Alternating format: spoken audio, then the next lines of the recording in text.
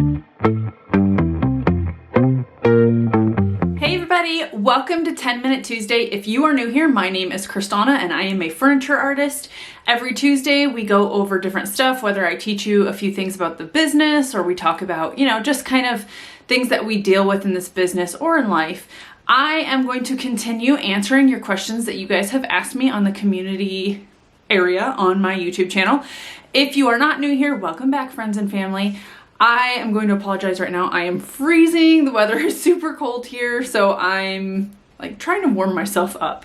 But I'm going to answer quite a few of your questions. We may go over 10 minutes this week, but that's not always a bad thing, right? So I have pulled up our community tab and I am going to answer as many of your questions as I can.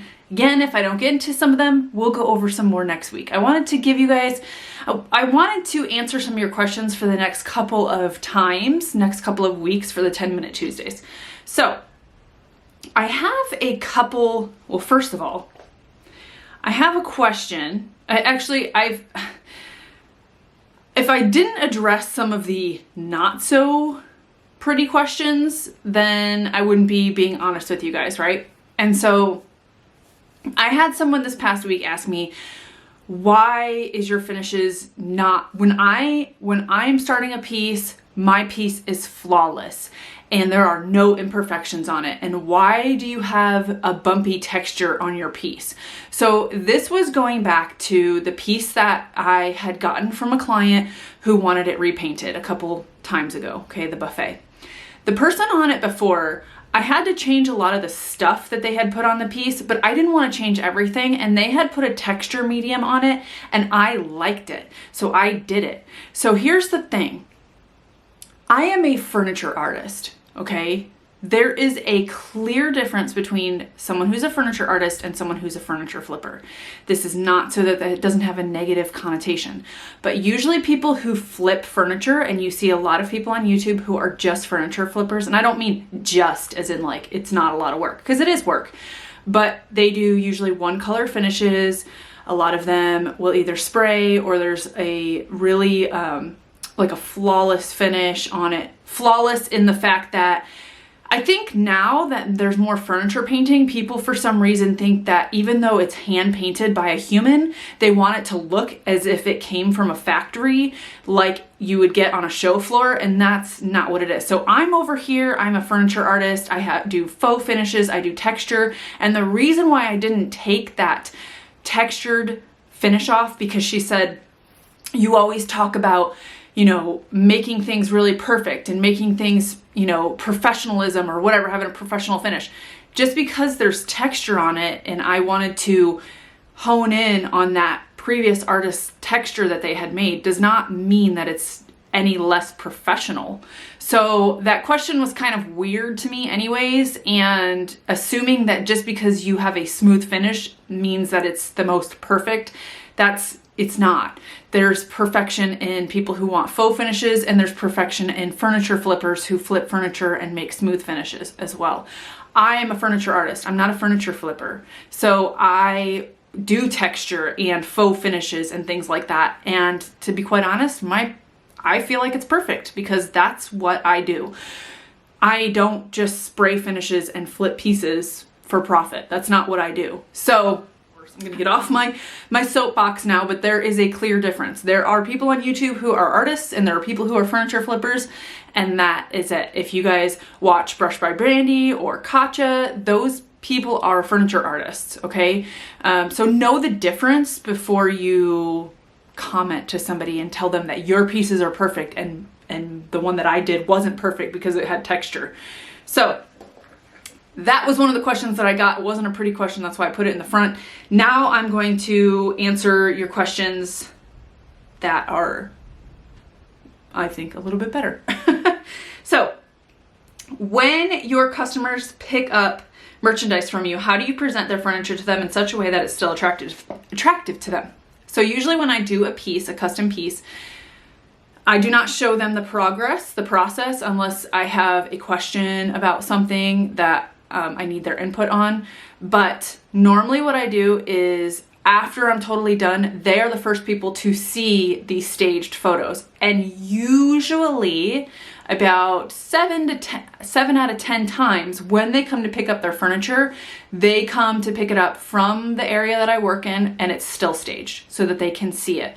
I do have people ask me a lot if they can buy the staging stuff with it, but normally I do that, or I put it in a place where it's just by itself and they can see it.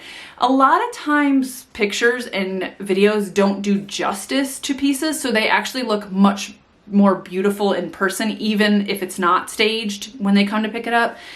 Because sometimes on camera or video, it doesn't pick up some of the dimension, or maybe there's shimmer on it that you can't see.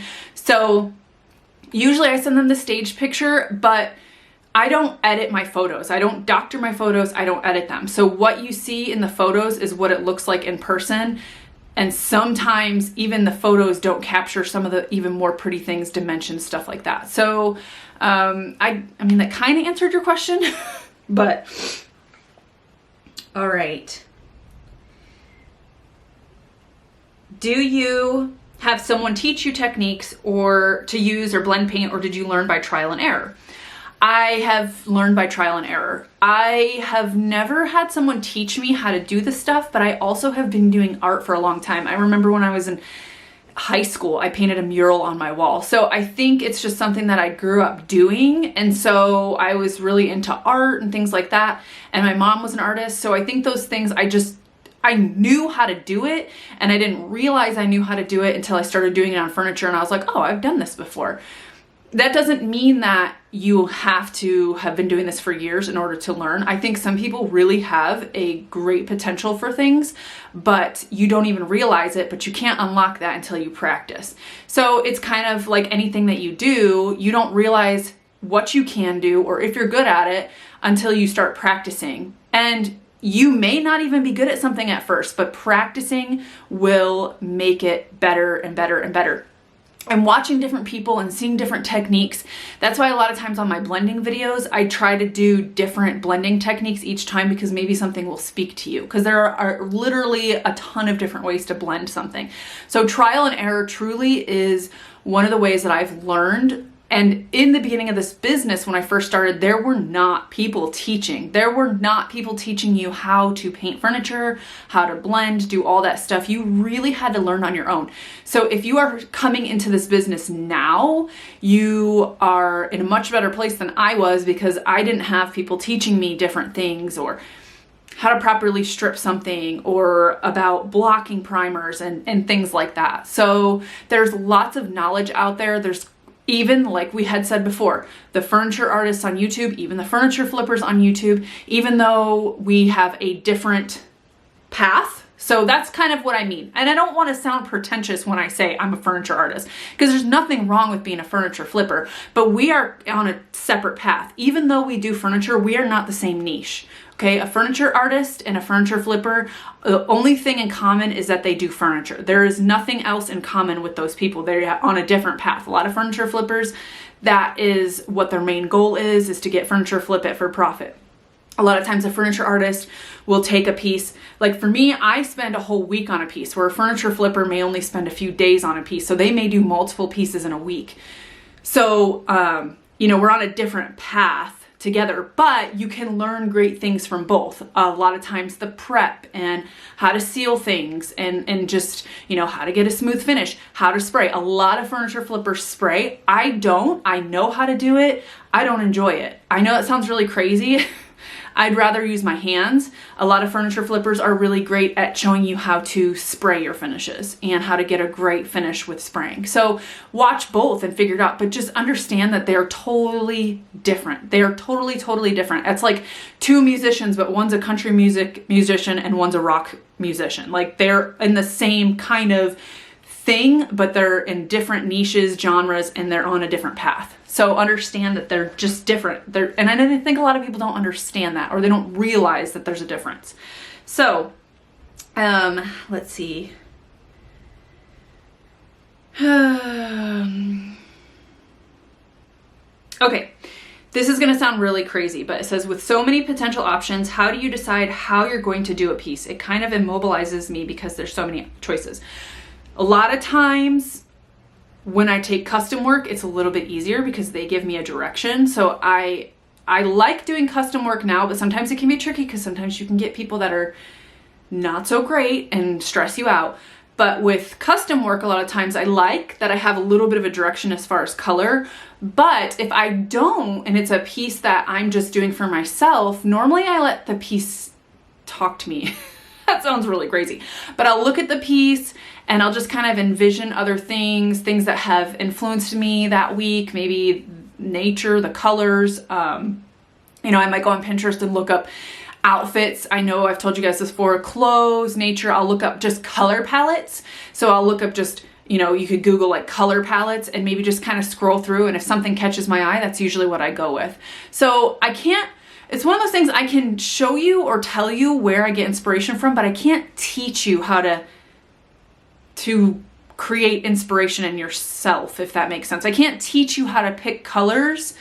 I mean, I could in color theory, but as far as knowing what to do with a piece, I can't teach you how to pick the colors that you want to do, what moves you. I just suggest that you scroll through Pinterest, scroll through Google, go outside for a walk, see if there's anything. I know that sounds really insane, but one time I was getting rid of some garbage and a green rusty pole had inspired me to do a piece. So I know it's one of those things that you really just need to pay attention to the things around you, and sometimes that inspiration is already there. Let's see.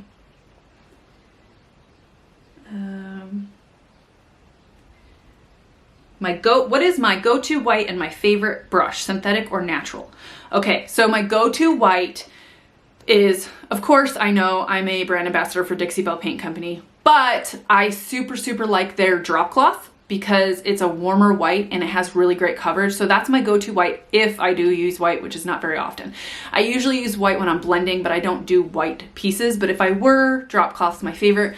I really like both kind of brushes, but synthetic is really great for a nice smooth finish, or it's good for blending. A natural bristle brush is intended to kind of give you brush strokes, and a natural bristle brush is not intended for you to have a nice smooth finish. So your natural bristle brushes are more for artistic finishes. You can do blending with them. I do like them for blending, but more of your boho textured imperfect finishes, where your synthetic brushes are more for, you could do like one color finishes if you want, if you don't spray. And also it is really great for blending. So I like both of them. That really did not answer your question. I know. Let's see. Okay, I'm starting to feel like this industry, I love that you asked this question. So I'm starting to feel like this industry market is becoming oversaturated with artists based on how many new channels are popping up. I'm just curious how you feel about it. I know of at least 4 furniture artists in my city alone. Okay, so that kind of goes back to my other thing that I was talking about. I mean, the more the merrier when there's people that pop up, because I have my own style. I do a lot of color. There's not as many people out there that do a lot of color. I actually was watching a video of a lady and she was telling people do not paint with color and only stay with neutral. And even though there's color palettes that come out every year, don't do it and stay with neutral, which I absolutely do not agree with, and you guys know that. But you know, that's her channel and she gives that advice on her channel. I would never give that advice on my channel. So even though there's a lot of channels popping up, not every single one is the same. Again, remember, there's furniture flippers. So there's a lot of channels of furniture flippers.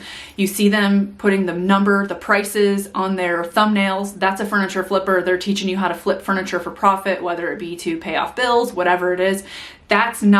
They don't do the same thing I do. What I'm here for is to teach you guys how to make one-of-a-kind pieces it's a piece of art. So my furniture is designed to come into somebody's house, or you to create something for your house that is meant to be there forever. Okay, it's not, even though it's just paint. So we've talked about this before. It is just paint. So if you don't want it, you can always paint over it. But it's something that you have as a statement piece in your house. Whereas a lot of the other stuff is, you could change that color in six months if it's like changing the color of your wall or whatever. So even though there are a lot of channels that are popping up, pay attention to the content on their channels, because it's not all the same. And again, I'm telling you to paint color and get out of your comfort zone, because people do love color, whereas another channel's telling you not to. So even though there's a bunch of channels out there, they're not all telling you the same stuff and they're not all pushing you in the same direction. So I honestly, I try to just kind of stay in my own lane, focus on you guys. I don't focus on what other people are doing.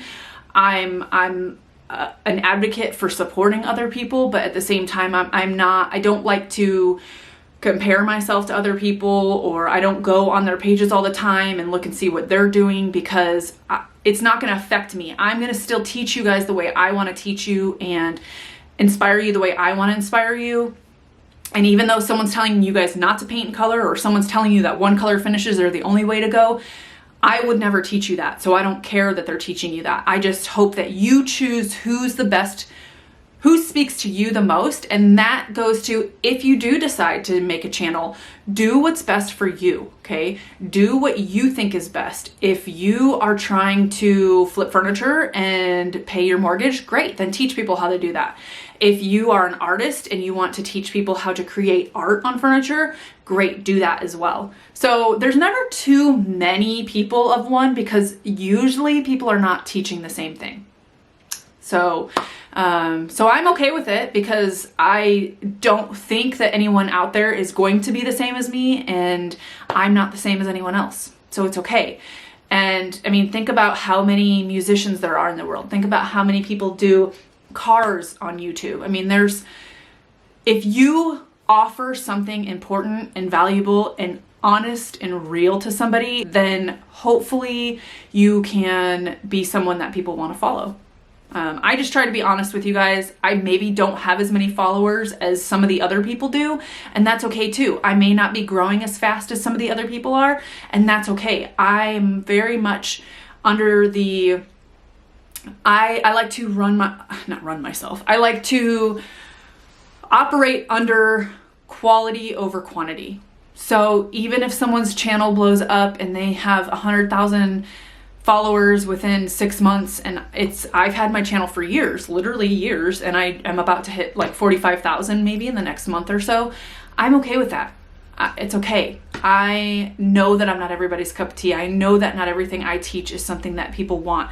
I know that maybe I teach things that aren't fast profit, but that's okay. So, you know, if you are gonna make a channel, then just be you. Be your most authentic self, like I always tell you guys.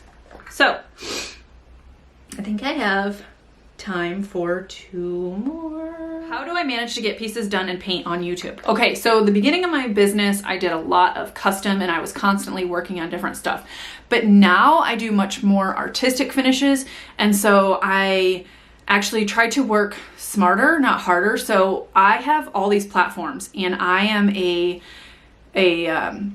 brand ambassador and a content creator and stuff for a bunch of different companies. And if I have to give these companies content, what I normally do is I do 1 piece a week, and I give that piece everything I have. So that means I set up 3 different cameras, my phone, my Canon, whatever, and I create content for all platforms. So I take 1 piece, and I create content for YouTube, I create content for Facebook, I create content for TikTok, I create content for Instagram and my blog. And I've learned to not take on too much. I think in the beginning of my business, I took on way more than I should have. And this goes back to, I think last week I talked about just being realistic about your timeline and when you can take things on. And if your clients want your stuff, they will understand. And I'm very honest with my clients, and I say, look, I have to use your piece as a YouTube channel and all this other stuff too. I mean, I don't have to, but I do, because that's working smarter, not harder. I don't want to work on a piece behind the scenes that I can't create content for. So I've learned how to work on people's pieces as a custom and also get the other jobs done. So I have like 5 different jobs in one that I'm doing all the time. Okay. We'll do this last question, and then I'm gonna make sure that I address everybody else's next week.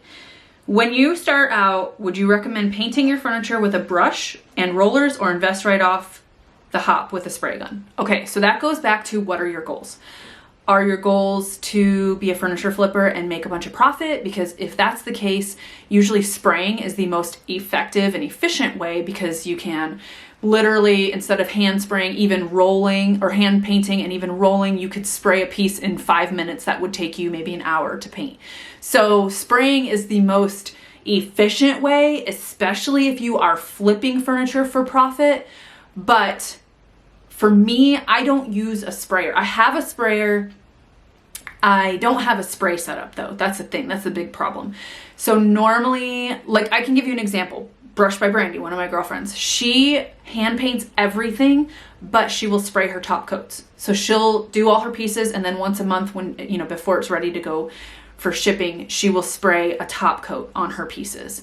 So some people do that, or they'll spray a base coat and then they'll hand paint the rest of it, or vice versa. But it depends on what you're doing, what your style is. So if you are doing blending and things like that, yes, sure, you can do blending with a spray gun, but it's not the same. It's not going to be the same kind of spray.